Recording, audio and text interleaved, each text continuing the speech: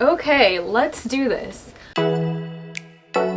Hi everyone, welcome back to my channel. If you're new, I make videos about frugality and finance, so please give this video a like and subscribe to my channel if you'd like to see more related content and to help me reach my YouTube monetization goal for 2021. Okay, so previously on my channel, I made a video about the CARES Act, forbearance, student loan extension situation that has been happening for the past few months, and I realized that there are now more updates on that, especially with the passing of the new COVID relief package, and I'd like to briefly talk about what that actually means for people who have federal student loans and look at the actual details that this package talks about and what options federal student loan borrowers actually have to move on with making their payments or not making their payments. So essentially, I'm gonna try to look at an official website that describes all of these changes, fine print that people maybe are not aware of, and I'd like to communicate that with you because I know that a lot of people who watch my channel have federal student loans and this information could be really beneficial to you. Even though I personally don't have any federal student loans,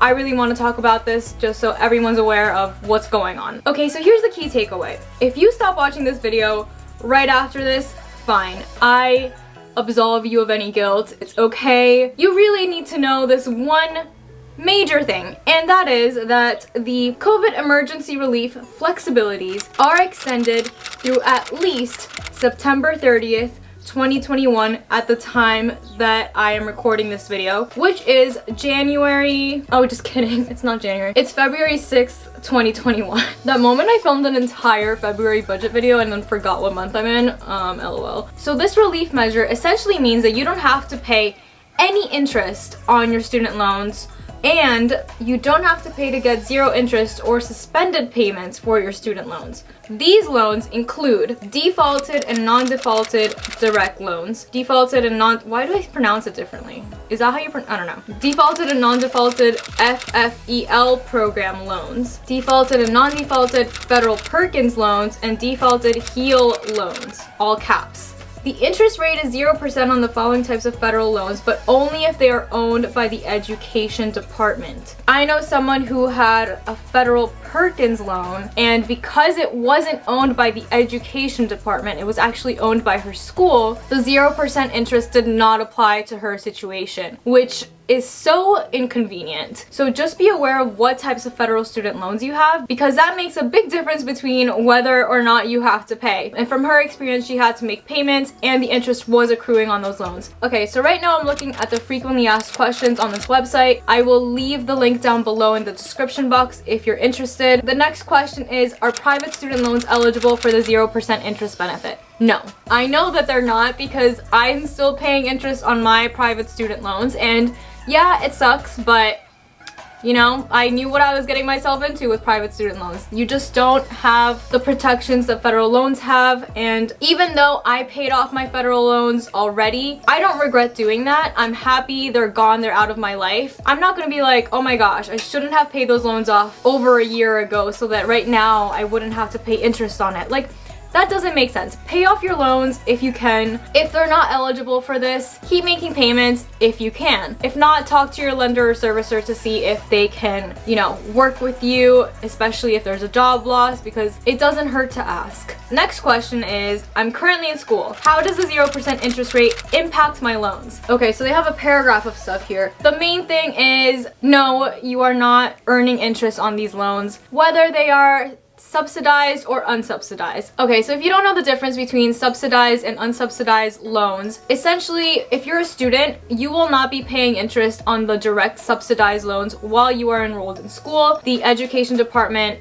will pay for that. If you have unsubsidized loans while you're in school, they will continue to accrue interest during your time there and afterwards. Unsubsidized loans typically have a higher amount of interest by the time you graduate, especially if you're not making any payments on it.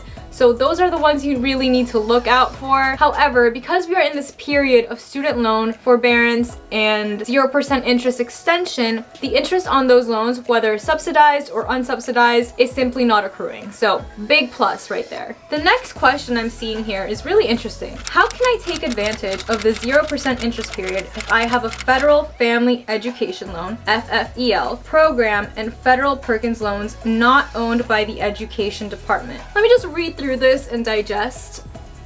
Interesting. Okay, so I don't know much about this because I've never had these types of loans, but what they're saying is that if you have an FFEL program or federal Perkins loan, you could consolidate them into a direct consolidation loan, which I personally have no experience with, but they're saying that you can do this. And currently, since there's a 0% interest period, that loan, that big consolidated loan, can then be eligible for that freeze on interest payments through September. The only downside with consolidating loans is that yes, you'll get a bigger loan and your monthly payment might be bigger, it depends. And if the freeze on interest ends before you pay off that loan, then your interest might actually be higher than what you were paying before. But it's amazing to know that you have that option. I actually didn't even know this was a thing. So I highly recommend that you look into this, especially if you're paying interest on your Perkins loans or your FFEL program. This is actually very interesting. It's kind of like student loan refinancing, but instead of necessarily looking to get a lower interest rate, you're just looking to move your loans into a bigger loan that falls into a different federal category that is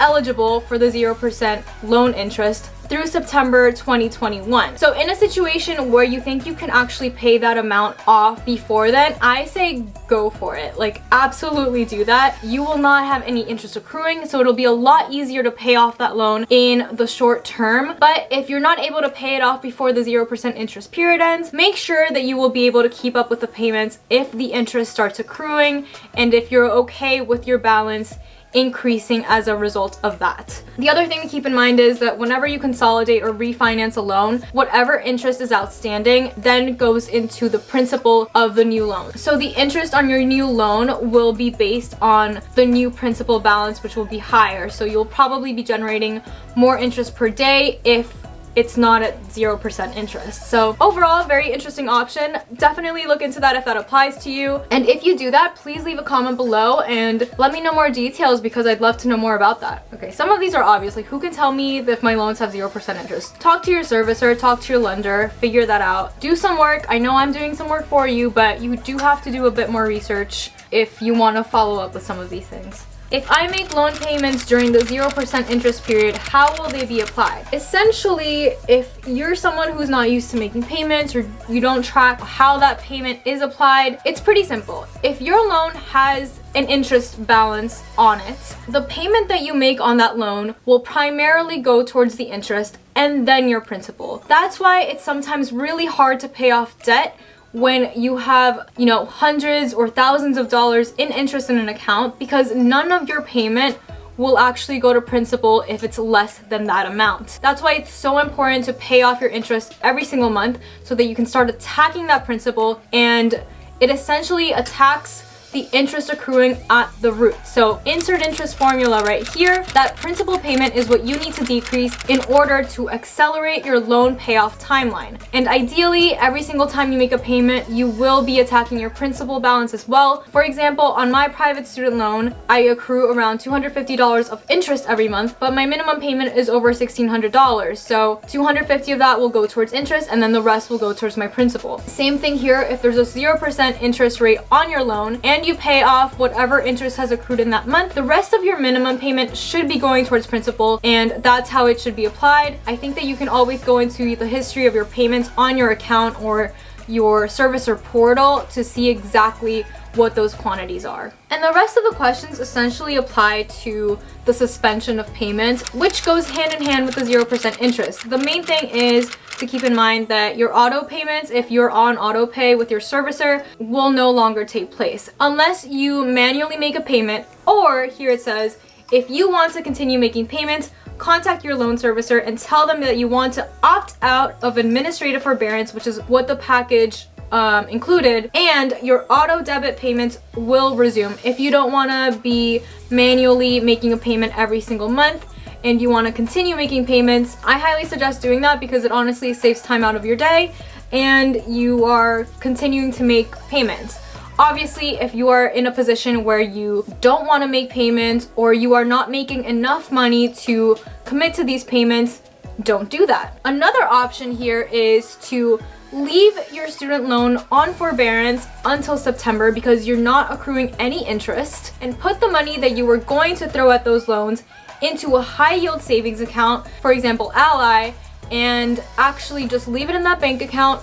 Whenever that period ends, you can take the money out and just pay that off in a lump sum. The only exception to this, for me at least, would be if you saved up enough money before the extension period ended and you have enough money in your savings account to pay off that loan. I would just say take it out and pay that loan off. Just get it off your plate, get over it, you know, move on with your life. Then you can move on to whatever the next step of your financial journey is, whether it's paying off a private student loan, paying off a car, saving up for a car, or simply building up your emergency fund. So just think about where you are on your financial journey and then evaluate what you want to do with that money. Oh, interesting. Okay, if I made a payment after the president signed the CARES Act on March 27th, 2020, can I receive a refund? Yes, any payment you made during the suspension of payments beginning March 13th, 2020 can be refunded. I didn't know that. That's cool. But honestly, I suggest you don't. Just keep that balance low unless you absolutely need it. Any payment you made since March 13th, 2020 can be refunded. In a way, that student loan could be a savings account. Wow, I did not know that. That's interesting. It's a savings account with 0% APY, but it could be a savings account nonetheless, and at the same time you would be paying down your balance, so your credit will be going up if you care about credit. How will I know when I will have to start making payments? Both your federal student aid and your servicer will contact you ahead of time to remind you that you will need to start making payments. So stay on the lookout for that, but for now you're good until September. So you have some time if you want to do the whole ignorance is bliss situation, but I would stay on top of that, especially if any of these situations apply to you. Now, I don't want to go into too much detail of this because I have a feeling most of you really only need the surface level approach. If you need more details for more different situations, like here they talk about preparing for repayment to resume, income-driven repayment, and the whole FAFSA process, I highly recommend checking out the link below for more details. And if you want me to do a video more specifically about these situations, please let me know. I will definitely have to do my own research on this since a lot of this doesn't really apply to me and I haven't completed a FAFSA in like over 3 years. So let me know if you're interested in that. I hope that this was helpful, and yeah, thanks for watching. Don't forget to like this video and subscribe to my channel for more frugality and finance content. Have a nice day.